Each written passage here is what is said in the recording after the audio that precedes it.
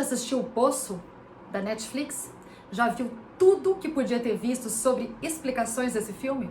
Bom, eu trouxe aqui algumas coisas que eu acho que são diferentes e que você vai gostar. Fica comigo. Eu sou a Adriana Cinti, bem-vindo à sessão 77.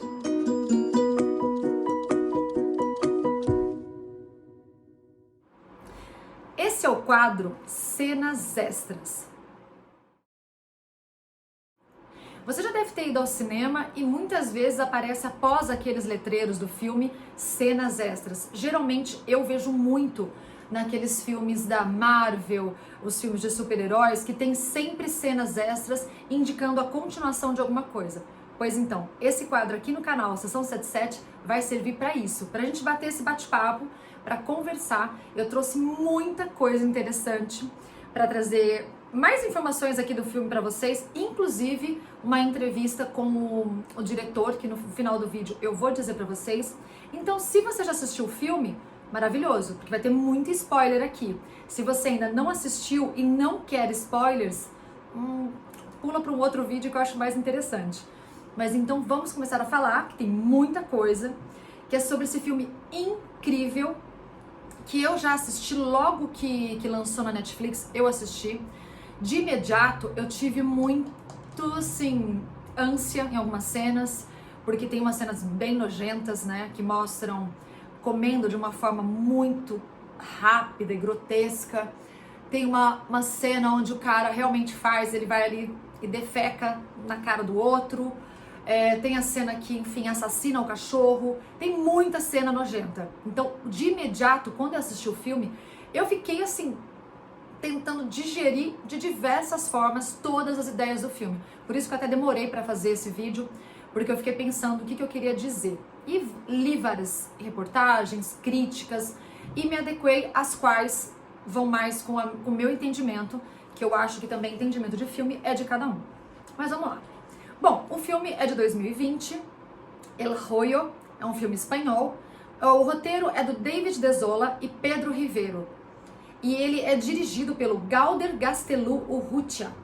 Gente, no final do filme, do vídeo, eu já vou dar pra vocês uma entrevista que eu li com ele, que ele diz sobre o final, que é ambíguo e, querendo ou não, eu, assim, já vejo, se a percepção do diretor do final é essa, pra mim eu acho a mais correta.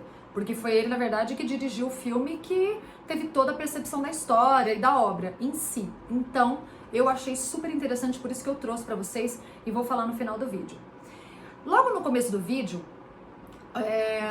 do trailer, na verdade, ou no começo do filme, você pode ver um dos personagens, que é o Trimagazi, que é aquele senhor que tá no poço há muito tempo. Ele já fala que há 3 tipos de pessoa: as de cima, as de baixo e as que caem. Aqui eu já vejo uma relação.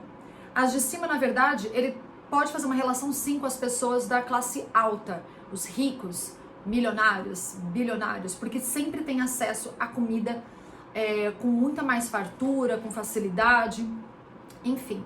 As de baixo, ele está se referindo às classe média, que você acaba ficando com um pouquinho do que sobrou da comida lá de cima, mas ainda você tem, mas não é tão suficiente. E as que caem é a miséria, que geralmente você chega até um trocadilho, mas você cai realmente, às vezes, em outras tragédias, como até morrer de fome mesmo, que a gente sabe que existe.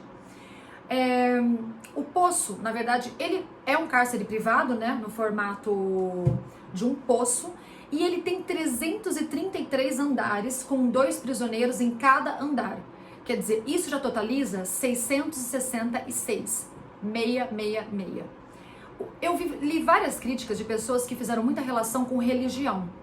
Eu não vou entrar muito nesse assunto, mas é óbvio, Trimagazi falando, né, é óbvio que 666 é realmente o número da besta, é o número que identifica o mal.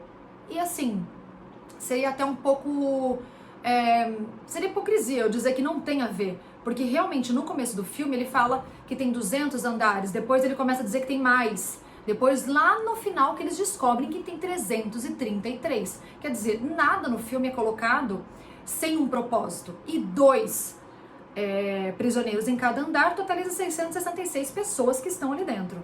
Então tem essa questão. Enquanto em outros países o foco nas prisões é a liberdade e a boa convivência com os outros cárceres, aqui o foco é o quê?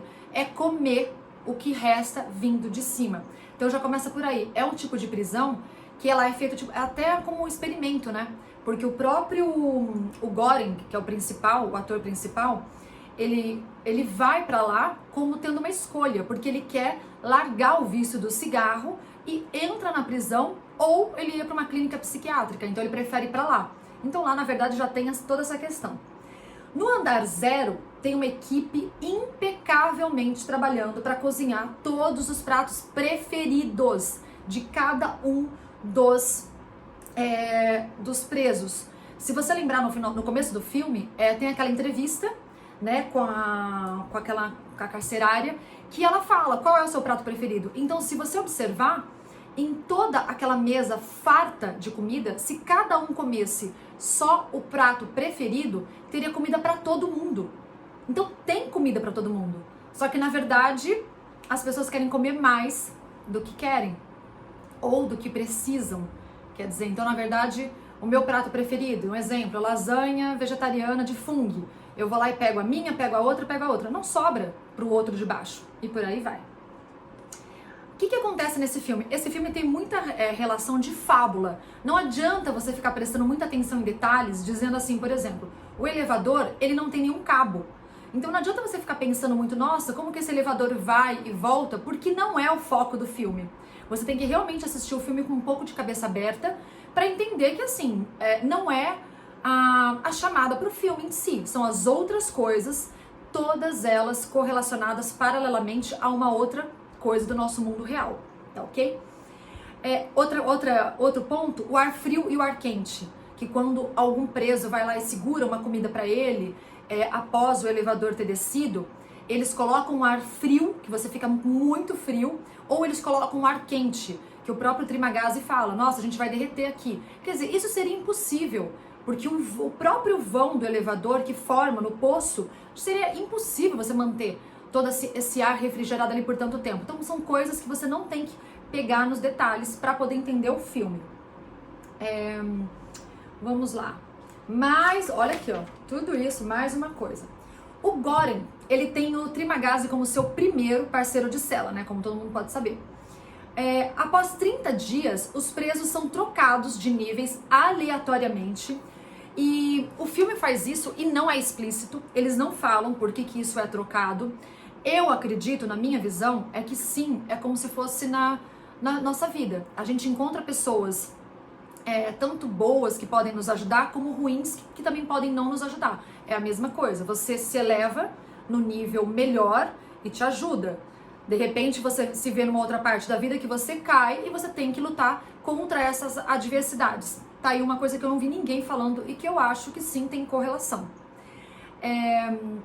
O Trimagazzi, ele já coloca ali a lei da sobrevivência, que é cada um por si. Já aparece ali pra mim o egoísmo, né? Então a total individualidade. Nisso, eu acho que tem muita relação que são com 7 pecados. Não tem como você não falar sobre eles, eu vou falar sobre eles inclusive daqui a pouco. O Trimagazzi, ele ficou completamente perturbado, né, pelo consumo desenfreado na sociedade, que ele começa a comprar várias coisas e por fim ele vai acabar parando na prisão por conta disso também. Já tem um simbolismo aqui, que ele leva a faca, né, que se auto-amola, se auto-afia. E o Göring leva o quê? Ele leva o livro do Don Quixote. Quer dizer, olha o que ele preza. Ele preza a cultura, ele preza, de repente, uma leitura, ele preza muito ali também uma companhia imaginária. Porque ele não sabe quem que ele vai encontrar, ele não sabe quem que vai ser o parceiro dele. E por vários motivos ele acabou escolhendo o livro, que aliás é um dos únicos que leva isso na prisão. Você vê vários outros objetos e o único que está prezando pela cultura, por um outro hábito, é ele. Quer dizer, já tem aí uma relação também de que poucas pessoas leem, poucas pessoas pensam na cultura, já é uma outra coisa. A Imogiri, que é feita pela Antônia San Juan, ela é a ex-funcionária, que ela acaba indo pra lá, né, porque ela tá com câncer no pulmão, e ela escolhe quem? O cãozinho pra viver com ela. Essa parte eu particularmente odiei, Porque assim, ela mostra tanto um altruísmo no filme, que ela sempre fala que tem que ter uma colaboração espontânea, e ela mesma leva o cachorro para viver com ela, para viver os últimos dias com ela, porque é o que ela diz no filme. Só que assim, você já vê que o ser humano não é perfeito, porque ao mesmo tempo que ela quer sempre fazer o bem, com o próprio cachorro dela, ela traz ele para si num lugar que não tem, enfim, ventilação nenhuma, é totalmente inapropriado para um cão viver. Então isso eu já achei um ponto que eu não vi ninguém falando e que eu acho que é de suma importância a gente apontar. O ser humano não é perfeito, por mais que ele queira sempre fazer o bem, tem sempre alguma coisa ali que ele tem uma coisinha ruim. E no meu caso, eu vi, né, no caso dela, na minha percepção, eu vi que ela fez isso com o cachorro de um egoísmo extremo, tanto que ela paga por esse egoísmo, porque ele é assassinado pela outra mulher, que eu esqueci o nome dela aqui, que eu vou ver depois com vocês. Bom, aqui ó, morto pela Miharu, achei. É muita coisa, gente, que eu escrevi pra vocês. Outra coisa, num outro andar aparece o quê? Aquele outro prisioneiro com uma grande quantia em dinheiro. Qual foi um outro também que ele levou? Teve um casal de homossexual que levou uma banheira, tudo para se divertir. Então tem aqui todos os 7 pecados. A gula em várias cenas que os prisioneiros comem, além do que, e principalmente por aquele prisioneiro que é um menino com síndrome de Down, onde ele fala, olha, eu vou comer depois o outro prisioneiro ao lado, ele vai cometer canibalismo, e fora o que tá dentro da comida dele, do estômago dele. Fora a comida que tá no estômago dele. A avareza, o dinheiro guardado daquele rapaz que levou. A luxúria, os diversos estupros que foram feitos pela Miharu. Toda vez que ela caía no andar e puxavam ela e ela gritava, ela estava sendo estuprada. E também pelo casal gay na piscina, que é a luxúria. A inveja do nível de baixo por todos os outros acima. A ira, quando os outros matam os outros prisioneiros a partir de qualquer coisa, não precisava fazer isso. A preguiça. O único personagem que sempre tem uma regra, tem um dia mais assim, vamos dizer, um cotidiano, é o Göring. Ele acorda, lava o rosto, se exercita, lê, ele ainda tenta manter isso. Os outros prisioneiros, simplesmente, eles acabam ficando ali e deixando do jeito que tá e só esperando pra comer. É muito nítido isso. E ainda tem a soberba, ou orgulho, né? Que é quando o acima se acha superior ao que está abaixo. Aqui, no caso, feito dessa forma pelos andares, e que aí tem aquelas cenas nojentas que eu falei no começo do filme, que são de cuspir na comida do outro, urinar na comida do outro que está abaixo, inclusive defecar na cara do outro. Quer dizer, isso é muito de soberba, de orgulho, de achar que pode mais, porque você está num nível acima. A Miharu, ela tá em busca do quê? Da filha dela. E lá no começo do filme, não sei se vocês lembram, mas a Imogiri fala que não tem como ter uma criança, porque não há prisioneiros ali abaixo de 18 anos. Quer dizer, se você for ver, ela não tem esperança nenhuma. Ela quer ajudar os outros, mas a Imogiri, ela não tem nem esperança com a própria doença dela do câncer, que dirá ter uma menina ali, que seria sim, mais pra frente, usada como símbolo de tentar mudar todo aquele movimento do poço. Então todos desconfiam que ela existe. E o Göring, ele prova da ira e da sobrevivência quando ele começa a matar o Trimagazi. Quer dizer, mais um fator de que o ser humano não é perfeito. O Göring, logo no começo, ele parece um cara super bacana, super do bem, muito concentrado. E quando ele se vê sendo mutilado pelo Trimagazi e ele tem a oportunidade de matá-lo, ele mata sem nem pestanejar. Ele mata e ainda é um pouco até cruel. Então ele prova da ira, sim. O Baharat, que é o próximo companheiro de cela do Göring, ele tem muito a religião, né? Tanto é que ele aparece, se eu não me engano, com, eu não sei se é um terço, alguma coisa que ele aparece que ele levou. E juntos eles começam a tramar esse plano para poder fugir ali do poço, subindo até o nível 0. Eles vão para baixo, matando todas as pessoas que contrariam eles. Quer dizer, já começa aí a lei da arbitrariedade. O próprio diretor fala que assim, o filme não é sobre política, e depois eu vou explicar isso para vocês. A Imagiri, ela dizia que eles deveriam o quê? Convencer através do bem e não impor, né? Ela falava que tinha que ser uma solidariedade espontânea nisso tudo. Todos eles achavam que tinham menos andares, mas na verdade tinham 333, porque nunca ninguém foi até o último andar. E o Bharat segue depois o conselho de um sábio para levar o quê? A panacota. A panacota, gente, é um doce extremamente leve, muito delicado e que assim, qualquer esbarrão ela se desmancha. E eles, no início, eles começaram a levar isso como símbolo, mas foram matando as pessoas até encontrar a filha da Miharu. O Goring fez uma escolha, viver ou, né, morrer no último andar. E é onde o Trimagasi aparece e ele fala, sua viagem termina aqui.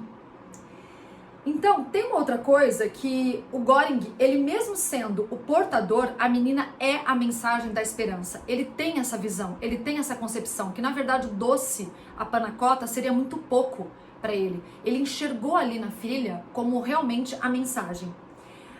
E o Goring e o Bharat, eles experimentam o socialismo para convencer, só que não dá certo e aí eles acabam matando. Então, eu li essa entrevista do diretor e ele fala exatamente isso. Ele fala assim, o filme não é sobre capitalismo, o filme não é sobre socialismo. O filme, na verdade, ele pode não mudar o mundo, mas ele pode mudar o espectador. Isso eu achei, assim, sensacional. Foi uma entrevista que ele deu para Digital Spy e ele diz, sim, que o filme tem um final ambíguo. Você tanto pode entender que o Goring morreu, e tudo que ele viu ali a partir daquele momento era imaginário ou era a vontade dele, ou também o Goring, na verdade, foi pro outro canto do andar 333 e esperou e apareceu ali o Trimagasi para só falar para ele que a viagem dele tinha terminado ali.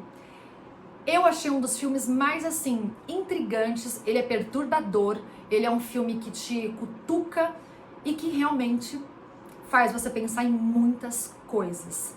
Então, fica aqui a minha indicação, se você não viu o filme ainda, assista, porque vale muito a pena. Então, eu agradeço vocês terem ficado comigo até agora aqui nesse vídeo, e a gente vai para um outro próximo Cenas Extras. Até lá!